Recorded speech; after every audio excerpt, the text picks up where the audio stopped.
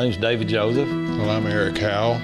I've been farming ever since probably 9 months before I was born. I was born into a family that's farmers all their lives.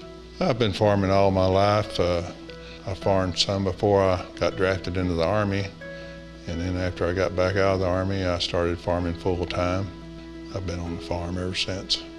As far as making a living for myself, it's been about 50 years that I've been farming, and of course, Dad, he helped me really get into farming, and we just worked together. Years progressed, my brother come into farming, and so we all farmed together for all these years. Everybody asked me, when are you going to retire? And I said, well, whenever they put me 6 feet under. Farming means to me, it's a way of life. I guess the best part of it is when things are running good and equipment's working right and conditions are right. I was the youngest of 5 kids, so I was the last one left on the farm. Still basically just a family type operation. Myself and my nephew and my grandson. So we're just basically still a family farm.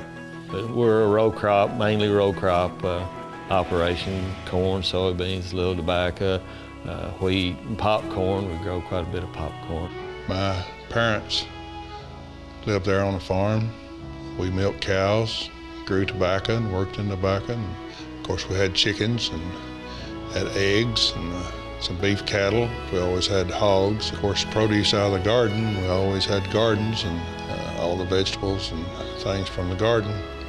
Always something to do on the farm. I've heard people give statements like, why do you want to grow that crop, or why do you want to raise this, or why do you want to raise cattle for meat and stuff, when you can go to the grocery store and get it?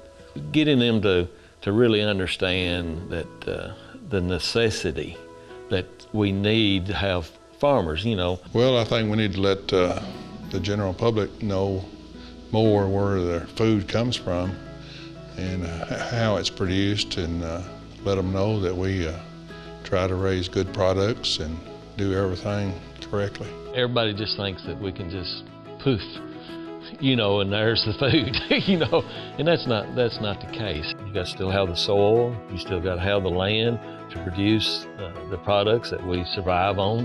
And the farm to fork, I think, is the thing that can help educate people, them to know these principles that I believe we've lost and are losing in our society today. Well, the farm to fork is good to let people know that we're trying to produce a good product, and we're the ones out there producing that product. There will be someone out there producing it always, and it'll be available. We just want to make sure it's a good, safe product. Hopefully, people will see that we are trying to do good. We've lost a lot of our small farms that used to be around here, and people have gone to different avenues of work and whatnot. I see farming has changed just like everything else has changed, and you have to change to survive.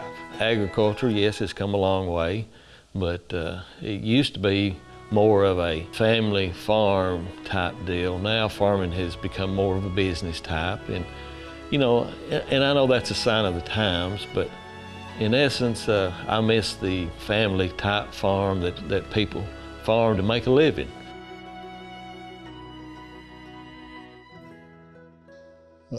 After I got out of the Army, I came back to farming, and in 1972, I asked Brenda K. Bennett to marry me, and that was the best thing ever happened to me. And she came right in and started helping on the farm, and would drop anything she was doing to come help me. And after we had Heather, she would bring Heather along, and Heather grew up in going to the fields and being around farming all of her life. And so now Heather's back working with us and her husband, and we have 2 grandkids, and that's the way it progresses through the generations.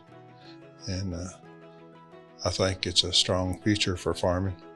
It's really not left up to me or to you of what we do. We got to understand that God has made this earth the way that He has, so we as humans can use it to survive and to make a better livelihood and a life for us all.